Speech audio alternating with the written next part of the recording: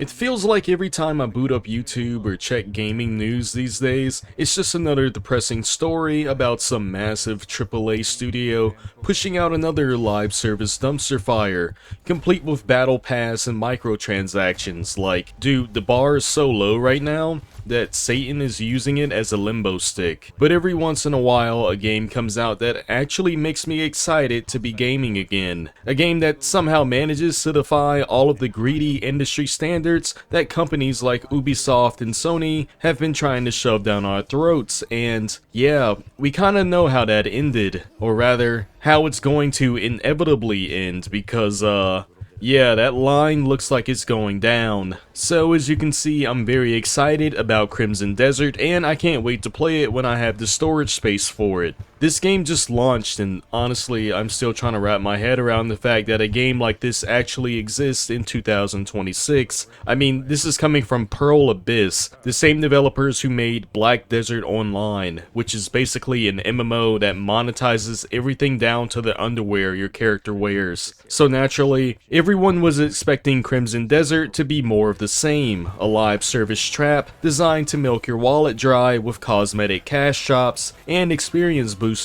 But no, the developers actually came out and explicitly stated that there are 0 microtransactions in this game, like none. Their PR director, Will Powers, literally said, "This is a premium experience." Dude, it's actually incredibly sad that a developer saying, "You buy the game, you get the whole game," is considered groundbreaking news these days. But that's the reality that we live in now. Pearl Abyss gave us a massive single-player, story-driven epic that you can just kinda play. You don't have to worry about the game servers getting shut down next month because of player counts. You just buy the product and enjoy the world. But what really gets me about Crimson Desert isn't just the lack of a cash shop, it's how the game actually respects your intelligence as a player. You're dropped into this stunning, massive continent called Pywell, and the game just takes the training wheels off. It doesn't hold your hand. It wants you to explore, it wants you to get lost, and most importantly, it wants you to figure things out on your own. And based on the live streams I've been watching on this game, oh yeah, I'm gonna be rage throwing a lot of controllers when I get stuck.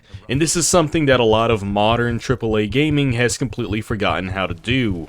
Like, seriously, contrast this with PlayStation's Golden Child, Horizon Forbidden West, or even God of War Ragnarok. I mean, I loved God of War 2018, but holy crap, dude, playing Ragnarok felt like I was being treated like a toddler with all of the hints and hand-holding. You walk into a room with a puzzle, and before you can even pan the camera around to see what's in the environment, Mimir or Atreus is already barking the solution at you.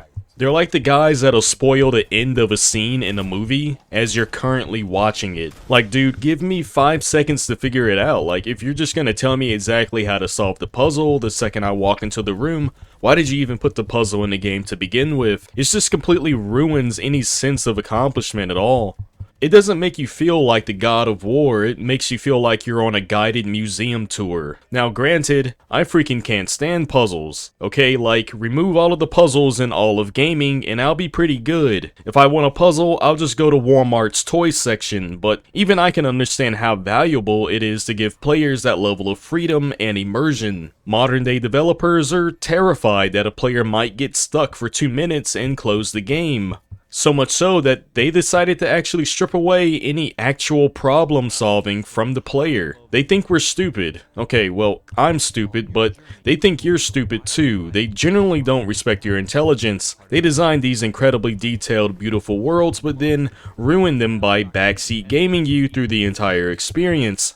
And it's not just in puzzles, it's in the exploration itself, it's in the combat. Most of these games are damn near on-rails experiences. But then you look at Crimson Desert and it's just a breath of fresh air. It's got that old school RPG mentality, but with like crazy modern visuals and physics. When you get into a fight or stumble across a fortress, you actually have to think about your approach. The game doesn't pause to give you a pop-up tutorial telling you exactly which button to press to instantly win. You experiment, you fail, you learn, and when you finally pull off some insane combo or figure out how to navigate an obstacle, you actually feel a sense of achievement because you did it, not because a floating head in the corner of your screen told you exactly what to do. It's just crazy to me that Pearl Abyss, an MMO studio, is out here schooling the biggest names in the single player market. They threw out the live service garbage, they threw out the microtransactions, and they threw out the obnoxious hand-holding that infected a lot of modern game design.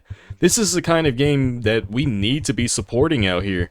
We need to vote with our wallets and show these out-of-touch executives that we want full, complete experiences that don't treat us like we have an attention span of a goldfish. I mean, if they want to streamline certain features, then I don't have any issue with that at all. I mean, just look at Resident Evil. I couldn't beat any of the classic games whatsoever. But then you get these newer ones out and they made the puzzles a lot more accessible while still retaining a lot of the problem solving skills that are required to progress. I'm honestly going to be sinking a ridiculous amount of hours into this game after I sell my kidneys to afford a new hard drive. So if you haven't checked out Crimson Desert yet, you owe it to yourself to at least look into it. Like seriously, this game is massive and there's a massive crap ton of stuff to do in it from what I've researched and seen for myself. Anyway dude, this is RageWatch, and if you've stuck around this long, consider subscribing to hear more of my cringeworthy takes on video games. I'm out. Thanks for watching.